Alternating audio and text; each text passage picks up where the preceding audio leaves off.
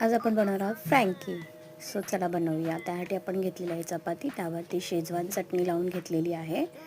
आता त्यावरती आपण थोडासा मेयोनीज टाकणार आहोत. तेही आपण चपातीला पूर्णपणे नीट लावून घेणार आहोत. त्यावरती आता आपण घालणार आहोत शिमला मिरची, कोबी चांगलं असं पसरवून घ्यायचं आहे. त्यावरती आपण घालणार आहोत कांदा. आता ह्यामध्ये आपण चवीला थोडंसं व्हाईट पेपर घालणार आहोत आणि चवीनुसार मीठ येईल याच्यामध्ये आणि अमूलचं चीज येणार. थोडंसं चीज घातलं आहे, मला चीज जास्त आवडत थोडंसं.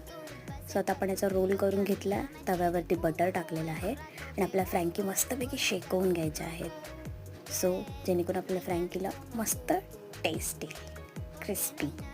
सो इथे तुम्ही बघू शकता आपली फ्रँकी तयार झालेली आहे. सो अशाच नवनवीन रेसिपीजसाठी पाहत राहा. लाईक करा, सबस्क्राईब करा. थँक्यू.